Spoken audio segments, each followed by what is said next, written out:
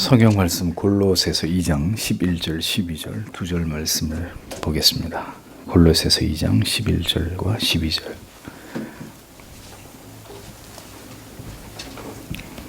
함께 읽겠습니다.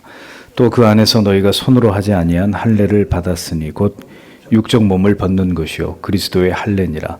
너희가 세례로 그리스도와 함께 장사한 바 되고 또 죽은 자들 가운데서 그를 일으키신 하나님의 역사를 믿음으로 말미암아 그 안에서 함께 일으키심을 받았느니라. 아멘. 16장 유아세례, 그리스도께서 제정하신 바와 일치함, 그리고 그 표징의 본질. 오늘은 제세례파의 주장에 대해서 칼빈이 10항에서 16항까지 반박하는 내용을 해설하도록 하겠습니다. 자, 이 제세례파는 세례와 할례가 다르다라는 입장을 견지합니다. 칼빈은 유아세례의 근거를 구약의 할례에 두고 면밀히 이 두 개가 연결되어 있고 동일한 의미라고 보는데 제세례파는 다르다라는 의미로 봅니다. 그런데 이것이 얼마나 중요한 문제였기에 칼빈은 이 제세례파들의 이런 주장에 대해서 제세례파를 미친 짐승 같은 자들이다 이렇게 얘기를 합니다. 네, 제가 여러분들에게 다소 과격하게 어떤 걸 표현할 때가 있는데 칼빈 목사님에 비하면 아무것도 아닙니다. 미친 짐승 같은 자들이다 이렇게 극단적으로 표현합니다. 칼빈이 같이 과격한 표현으로 그들을 비판하는 이유가 그럼 무엇 때문이냐, 이제 이것을 우리가 생각해 봐야 되죠. 그들은 할례와 세례 사이에는 전혀 유사점이나 공통점이 없고 오히려 큰 차이가 있다. 제세례파가 이렇게 주장을 합니다. 이 두 규례가 나타내고자 하는 바는 각각 다르고 그 언약도 다르다라고 말하면서 할례는 죽이는 일의 상징이고 세례의 그림자가 아니었다 이렇게 주장을 합니다. 칼빈은 물론 세례와 할례는 모두 우리의 옛사람을 죽이는 일의 표징이 맞다고 맞받아치죠. 과거 유대인들의 할례가 의미하던 바 그 자리를 대신한 것이 신약시대 이후의 세례다. 이게 칼빈의 분명한 결론이죠.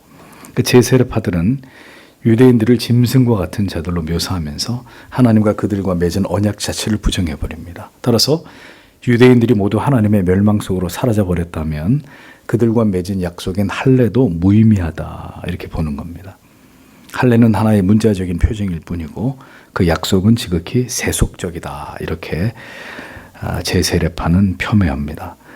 구약의 유대인들에게 행해진 할례는 전혀 신약의 세례와는 아무런 연관성이 없다고 제세례파는 성급한 결론을 내린 것입니다.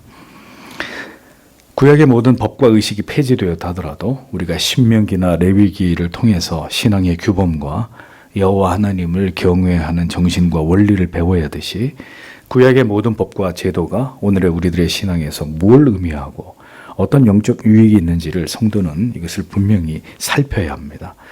할례가 아무런 의미가 없다는 것은 그러면 안식일도 오늘의 일으로 아무런 의미가 없다라는 논리와 다를 바가 없는 거예요. 구약의 안식일 준수의 개념과 지금의 주일 성수의 개념은 전혀 다른 것이다 이렇게 해석하는 것이나 다를 바가 없다는 거죠. 그러니까 이런 식으로 성경을 해석을 하면 결코 이게 바람직한 성경 해석이 될 수 없듯이 그 단면을 칼빈이 제세례파의 주장을 반박하고 공격하는 논리 속에서 우리는 그것을 이제 발견하게 되는 것입니다. 그래서 할례의 약속은 영적인 약속이었다. 칼빈은 할례가 문자적인 표징이었을 뿐이라면 그럼 세례 역시도 동일하게 생각해야 된다 이렇게 변호를 합니다. 그래서 방금 읽은 골로새서 2장 11절 12절을 인용하면서 분명히 세례와 할례가 동일한 것을 나타내고 있고 과거 할례가 유대인들에게 해당되었다면 이제 세례는 그리스도인들에게 해당이 되는 것이다. 이것을 사도가 분명히 증명한 것이다 라고 이 구절을 주어합니다. 이 두 표징들의 약속들과 그것이 나타내는 바 그 신비가 일치한다. 전혀 다르다라는 제세례파의 주장과 달리 칼빈은 일치한다. 이렇게 주장을 한 것입니다. 구약시대에 하나님께서 이스라엘 백성들과 맺으신 모든 그 언약들은 모두 영적인 약속들이었고 또한 영생과 관련된 것으로 그 조상들은 이 약속들을 모두 영적인 것으로 받아들이고 그로부터 내세의 삶에 대한 확신을 얻었고 마음을 다해서 그 삶을 사모했습니다. 구약 시대에 하나님을 경외했던 자들이 때때로 성경에 보면 족장들을 비롯해서 물질적인 많은 복을 받잖아요.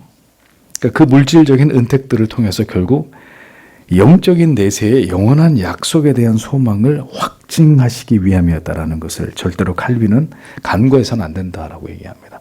그러니까 칼빈이 보는 관점에서 구약에 나타나는 거부들, 하나님을 신앙해서 아브라함부터 해서 복을 받았던 자들의 그 물질적인 복은 단지 내세의 영원한 약속들에 대한 그 소망을 확증하기 위한, 그 소망이 더 가시적으로 분명해지게 하기 위한 하나의 표징에 불과하다라는 거죠. 이게 하나님의 사람 칼빈의 이 땅에서의 성도가 받는 물질적인 복에 대한 해석입니다. 근데 이런 차원에서 구약의 복을 받았던 사람들의 삶을 오늘의 이 시대의 교회와 성도들이 해석하지 않고 우리도 그 복을 달라고 기도하고 있는 거예요. 그러니까 이런 면에서 칼빈이 우리에게 하나님의 말씀을 열어서 보여주는 이러한 교훈들은 정말 우리에게 중요한 내용이 아닐 수 없는 것입니다. 하나님께서는 영원한 복락을 약속하시면서 그 사랑의 가시적 증거로 가나안 땅을 주시겠다고 약속하신 것이다. 이렇게 보는 거예요. 그러니 광야 생활은 이 땅에서 예수를 믿고 나서 그리스도인들이 살아가는 삶을 상징하는 것이고, 가나안은요, 결국 젖과 꿀이 흐르는 그 가나안은 하나님이 영원한 복락을 약속하시면서 이 땅에 우리에게 주신 젖과 꿀이 흐르는 하나님의 약속의 증거로서의 그 가나안 땅이다. 이런 식의 해석이 하나님의 말씀을 통해서 정확하게 하나님의 뜻을 분별하게 만드는 이런 부분들인 거죠. 그러니까 칼빈은 성경에 나타나고 있는 유대인들에게 주시는 물질적, 지상적 약속은 모두 이런 식으로 해석해야 된다는 것입니다. 그런 맥락에서 그들에게 영원한 육처적 죽음과 영혼의 부활의 상징으로서의 할례는 당연히 신약의 세례와 연결되어서 우리의 옛사람이 죽고 새 사람이 살아나는 이런 어마어마한 부활의 진리와 밀접한 연관이 있는 것이다. 이렇게 봐야 한다고 칼빈이 분명히 우리에게 교훈을 주고 있는 것입니다. 할례에 대한 약속 또한 세례와 동일하게 옛사람이 죽고 그리스도 안에서 새 사람을 입은 것임을 영원히 약속받게 되는 개념으로 이해해야 된다. 따라서 구약의 할례와 신약의 세례는 절대로 분리된 것이 아니다라고 못을 박는 것입니다. 신자가 이 땅에서 여러분 좋은 옷을 입고 좋은 집에서 살 수 있으면, 또 좋은 것을 먹을 수 있으면 그것은 영원한 나라에 대한 소망을 우리에게 미리 조금 맛보게 하시는 하나님의 은총에 지나지 않는 것입니다.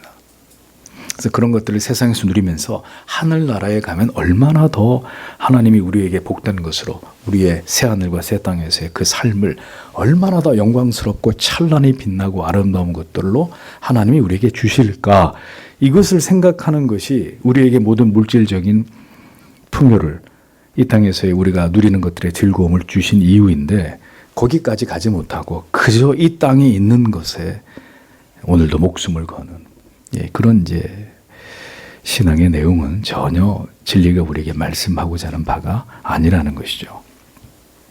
하나님께서는 영원한 복락을 약속하시면서 그렇습니다. 우리가 이 사실을 올바로 깨닫지 못하면, 그러니까 이 땅에서 모든 것을 먹고 마시고 누리는 것에 목표에서 살아가게 되는 이 어리석음에서 떠나지 못하는 거예요. 예수를 믿어도 이 가시적, 현세, 기복적, 물질적 축복, 그 이상을 절대 바라보지 못하고 그것만이 우리가 받을 복이라고 생각하는 이 착각에서 못 벗어나는 것이다. 우리가 분명히 이 칼빈의 교훈을 마음에 새겨야 될 그런 내용입니다. 그 다음에 육체적 자녀와 영적 자녀에 대해서, 제세례파는 구약시대는 아브라함의 씨에서 난 자들을 가리켜 아브라함의 자녀들이라고 불렀는데, 지금은 그 믿음을 본받는 자들을 가리켜 아브라함의 자녀들이라고 부른다, 이렇게 주장을 합니다. 아브라함의 씨에서 난 자들을 아브라함의 자녀라고 불렀는데, 지금은 그 믿음을 본받는 자를 아브라함의 자녀라고 부른다. 이 제세례파의 해석입니다. 구약의 할례를 받음으로 언약의 교제 속으로 접붙여진 유아들은 하나님의 말씀으로 말미암아 영생으로 중생한 신약의 영적인 유아들을 미리 그림자로 보여주는 것일 뿐이다. 이런 해석을 하는 거예요. 구약의 할례가 신약의 신약의 유아들에 대해서 그 영생과 중생의 유효적인 은혜가 임하는 그 단지 그림자에 불과하다. 그러니까 실제적 할례의 영적 유익에 대해서 부정하는 거죠. 제세례파는. 그래서 이제 다시 세례를 받아야 된다는 논리를 그들이 펴는 거거든요. 그러니까 이러한 해석이 뭐 진리와 전혀 다른 것은 아니지만 이러한 논리로 할례와 세례의 영적인 연속성을 단절시키려고 한다면 이것은 그들의 착각일 수밖에 없다라고 칼빈은 보는 것입니다. 그러나 칼빈은 아브라함에게 땅의 온 족속들로 하여금 복을 받게 해줄 자손을 주겠다고 약속하시면서 하나님께서 아브라함의 하나님과 그의 후손들의 하나님이 되실 것이라는 확신을 주신 것은 믿음으로 그리스도를 구주로 영접한 모든 자들에게 주신 것과 동일한 것이고 그들도 동일한 이 약속의 상속자들이고 아브라함의 자손이라고 강조하므로 아브라함의 씨에서 난 자들만이 아브라함의 자손이 아니라 예수 그리스도를 믿고 구원을 받은 모든 자들이 영적으로 아브라함의 자손이다라는 사실을 강조합니다. 따라서 할례는 아브라함의 자손, 아브라함의 씨에만 해당되고 그것이 세례라는 개념으로 신약 이후에 모든 택자들에게 주어지는 것을 부정했던 제세례파의 이런 입장을 칼빈은 정면으로 반박하고 있었던 것입니다.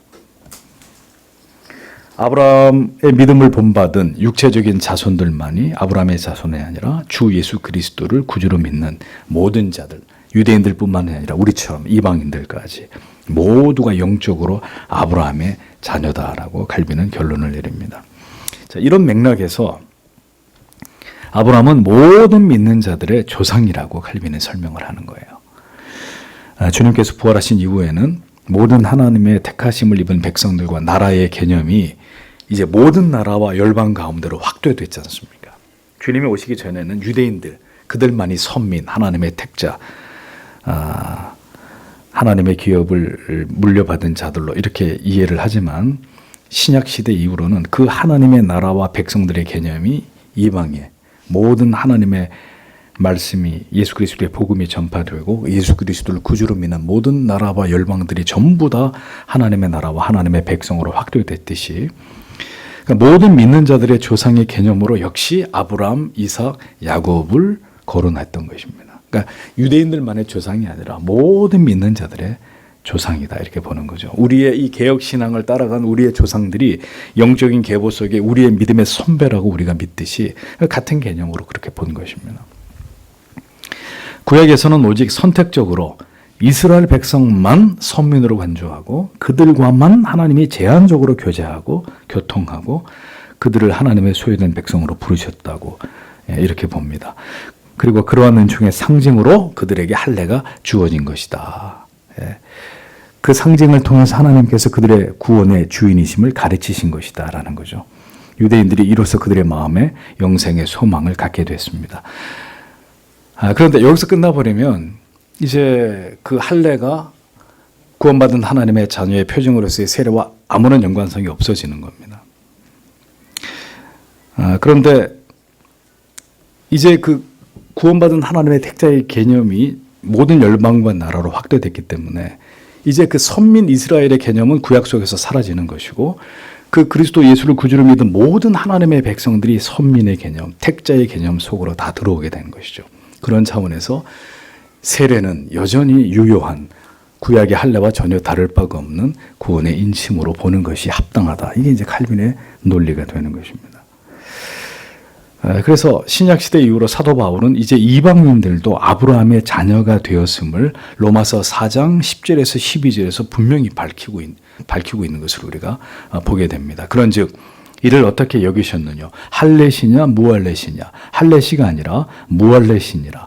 저가 할례의 표를 받은 것은 무할례시의 믿음으로 된 의를 인친 것이니 이는 무할례자로서의 믿는 모든 자의 조상이 되어 저희로 의로 여기심을 얻게 하려 하심이라. 또한 할례자의 조상이 되었나니 곧 할례 받을 자에게뿐 아니라 우리 조상 아브라함의 무할례시에 가졌던 믿음의 자취를 좇는 자들에게도니라. 이렇게 기록이 되어 있습니다. 어리석게도 지금의 유대인들은 할례를 받은 자기들만 택자라고 여전히 믿고 있습니다. 그래서 우리 이방인들을 버러지 취급을 하죠.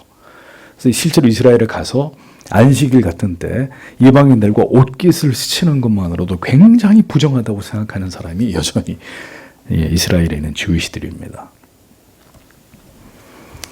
할례를 받은 유대인이든지 할례를 받지 않은 믿음으로 인친 이방인이든지 그들 모두는 존귀에 있어서 동등하게 되는 것이다. 성경이 우리에게 분명하게 말씀하고 있는 바입니다.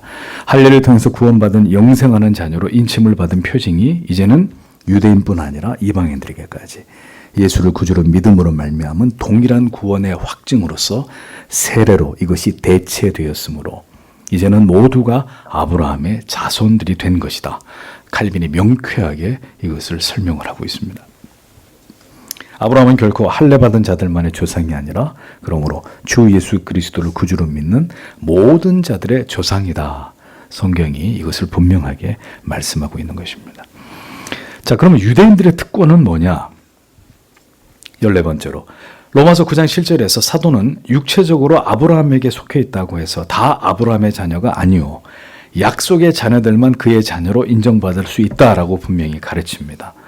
또 아브라함의 씨가 다 그 자녀가 아니라 오직 이삭으로부터 난 자라야 내 씨라 칭하리라 하였으니 이렇게 기록이 되어 있죠. 자, 이제 이런 가르침은 아브라함의 육체적인 자녀라는 것은 그러면 아무 의미가 없는 것이냐? 이렇게 이제 우리로 하여금 그렇게 이해하게 만들 수 있다는 겁니다. 사도가 말한 의미는 하나님의 선하심이 아브라함의 자손들에게만 한정된 것이 아니라는 것을 유대인들에게 설명하기 위함이었습니다. 단지 너희들이 아브라함의 자손이라는 이유만으로 너희들이 저절로 구원을 받을 것이라는 그 착각에서 벗어나야 된다. 이제 이런 개념에서 얘기하는 것이란 말이죠. 성경을 보면 이스마엘과 에서 역시 분명히 누구의 자손이에요? 아브라함의 자손이에요. 근데 아브라함의 혈통에서 쫓겨난 자들입니다. 그러므로 구원은 혈통으로 말미암은 것이 아니라 오직 하나님의 긍휼을 입은 자들에게 임하는 것임을 성경이 분명히 말씀합니다. 그 하나님의 긍휼이라고 하는 게 믿음으로 선물을 받아서 예수를 구주로 고백하고 믿게 되는 이것을 의미하는데, 단지 유대인이라는 이유만으로 그들이 아브라함의 후손들이라는 그 이유로 영생을 얻는 것이 절대로 아니다. 바울이 분명하게 이것을 경고하죠. 그럼에도 불구하고 또 로마서에 조금 더 나가면 어떤 논리를 얘기합니까? 하나님이 그런데도 불구하고 아브라함의 후손들과 맺으신 언약이 절대로 헛되지 않다고 말씀했다는 겁니다. 그러니까 그들은 분명히 언약의 상속자들이지만 그들이 완전히 하늘의 복에서 영생으로부터 떨어져 나간 것은 아니고 잠시 그들이 감사치 않는 완고함과 완악함에도 불구하고 그들은 여전히 하나님의 백성이라고 로마서에서 분명히 칭하고 있죠. 오늘날 복음이 이스라엘보다 이방의 나라들, 더욱 이방의 나라에서 활짝 꽃을 피게 된 것은 바로 그들의 이 같은 메시아를 인정하지 않고 그들이 받은 모든 나라들 가운데 그들의 그 장자의 특권을 하나님 앞에 그들이 감사치 않음에서 비롯된 것이라는 겁니다. 그래서 유대인들이 지금 제껴져 있는 거예요. 유대인들에게 이스라엘에게 복음이 들어가서 그들이 예수 그리스도를 믿는 일들이 온 이방의 복음이 다 전해지고 그들의 택자의 수가 다 채워지기 전까지 일어나지 않는 것이다. 이렇게 보는 겁니다. 이제 이런 관점에서 아주 두드러진 해석을 하는 사람들이 세대주의자들이죠. 그래서 주님이 오시기 직전에 대거 유대인들이 회심하는 그리스도를 믿게 되는 일들이 일어난다. 이제 이렇게 주장을 합니다. 땅 밟기 다 같은 그런 개념인 거고. 예. 오늘날 복음이 이스라엘보다 이방의 나라들에서 더 활짝 꽃을 피게 된 것은 성경에서 유대인들이 원나무 가지 같은 자들이고 우리는 접붙여진 존재들에 지나지 않다. 그러니까 바울이 이제 유대인들에게 하나님의 구원의 복음이 멀어진 것에 대해서 이방인들이 유대인들을 깔보고 우습게 여기니까 다시 이제 이방인들을 향해서 경고하는 거예요. 너희는 원가지가 아니야. 너희들은 접붙여진 존재야. 그럼 하나님이 원가지도 아끼지 않으면 너희는 어떻게 될 것 같느냐. 그래서 이방인들로 하여금 유대인들을 함부로 업신여기지 못하도록 강력하게 경고를 하죠.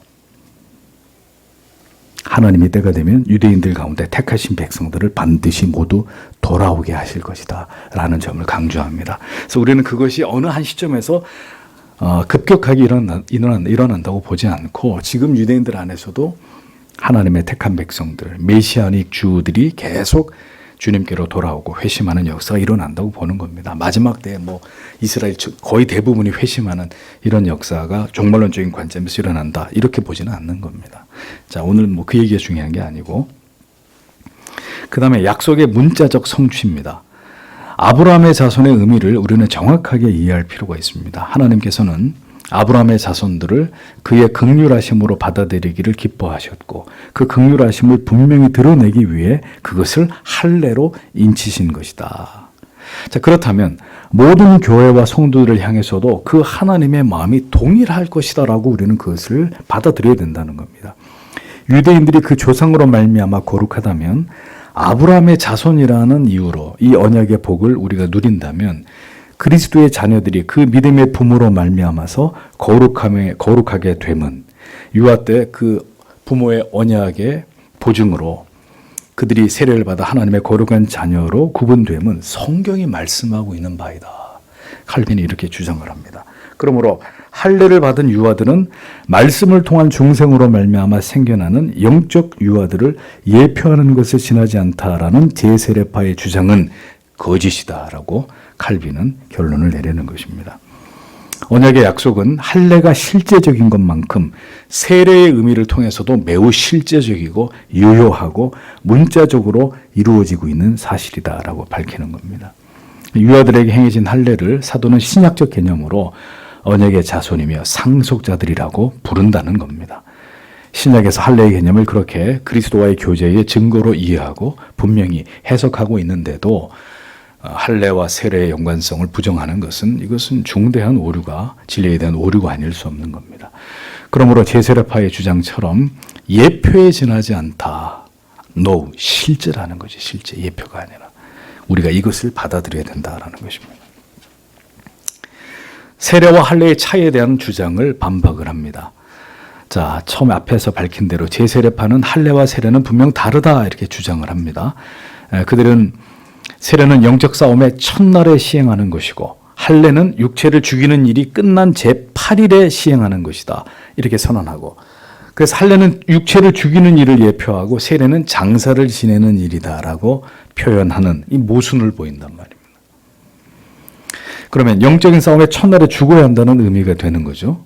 세례가 장례를 지내는 것을 의미한다고 주장했으니, 이러니까 앞뒤가 안 맞는 논리가 되는 거예요. 그들의 설명을 그래서 칼빈이 뭐라고 합니까? 미친 망상이다. 여기서 또 이렇게 과격하게 표현한 미친 망상이다. 세례도 할례도 모두 옛사람의 죽음을 의미하고 그것은 곧 영적인 부활을 상징하는 것입니다. 세례가 할례를 따르는 것이라면 할례를 행할 수 없는 여인들은 그럼 세례를 주지 말아야 될 거 아니냐.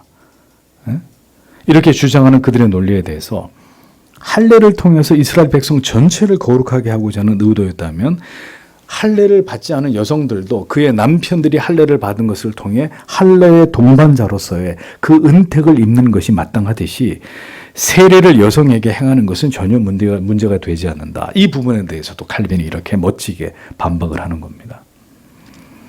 이 모두가 유아 세례의 기원으로서의 구약의 할례를 인정하지 않으려는, 유아 세례를 부정하고 성인이 되어서 다시 세례를 받아야 된다는 이 제세례파에 대한 칼빈의 반박입니다. 여러분이 이제 기독교 강요 거의 이제 한 5년에 걸쳐서 기독교 강요를 공부해 오시면서 기독교 강요에서 칼빈이 논리를 전개할 때 독특한 방식을 취하잖아요. 로마 카톨릭과 종교개혁 이후의 제세례파, 그 외에도 여러 가지 성경과 벗어난 다른 신앙에 대해서 얘기하면서 기독교 강요를 통해서 이게 철저하게 논쟁과 변론을 가지고 반박을 하지 않습니까? 철저하게 신학적인 논쟁을 가지고 성경을 통해서 모든 그릇된 주장들을 바로잡으면서 올바른 신앙으로 후대들을 인도하기 위해서 칼빈이 기독교 강요 안에서 모든 교부들의 오류부터 시작해서 캐톨릭, 제세례파, 조목조목 다 그것들을 건드리면서 결국 하나님의 말씀에 근거한 바른 신앙으로 후대들을 인도하기 위해서 최선의 노력을 다한 그 결과물을 우리가 지금 기독교 강요를 통해서 보는 것입니다. 칼빈이 이 작업을 하지 않았더라면 우리가 지금, 아니면 칼빈 이후에 우리의 선조들이 그 일을 했어야 되는데, 이미 캐톨릭으로부터 개신교의 신학을 분리하는 그 시점에서 하나님의 사람 칼빈이 다 이렇게 정리를 해버린 거예요. 손을 본 거예요. 그리고 수백 년이 지난 지금, 근 한 500년이 지난 지금에까지 그 혜택을 개혁된 교회들이 고스란히 누리고 있는 거죠.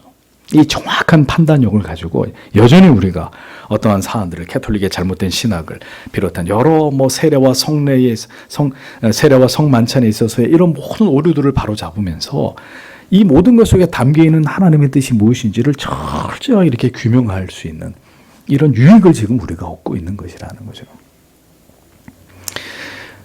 같은 맥락에서 이런 말씀을 드리고 싶습니다. 우리의 신학함의 목적은 우리의 우월함을 드러내기 위함이 아닙니다. 진리가 아닌 것이 유포되고 사람들이 그것을 따라가게 되는 것을 막기 위함이죠. 즉 그리스도의 교회를 더 바로 세우고 성도들의 신앙에 유익을 도모하기 위해서 우리가 신학을 하는 겁니다.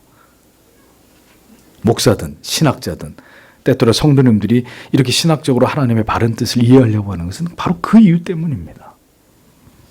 이것을 위해서 성경을 올바로 해석하고 바른 교리를 가르쳐서 모든 무지와 오해에서 건져내는 일에, 그리고 무지함 속에서 행해오던 모든 그릇된 기형적 신앙을 바로 잡는 일에 칼빈의 후예인 이 개혁교회는 이 일에 최선을 다해야 되는 것입니다. 그것이 이 개혁신앙의 전통을 따라가는 우리들의 사명이고 이 시대의 그리스도인들에게 성경적인 올바른 소명이기 때문입니다. 칼빈은 이렇게 우리에게 이 제세례파의 오류에 대해서 오늘도 하나님의 말씀을 기반해서 명쾌하게 설명하면서 할례와 세례가 갖는 동질적 영적인 유익을, 그 혜택을 우리에게 분명하게 전달해주고 있습니다. 우리가 꼭 기억해야 될 내용이라고 믿습니다. 오늘도 오전과 오후에 우리에게 주신 말씀을 생각하면서 다 함께 하나님 앞에 간절히 기도하겠습니다.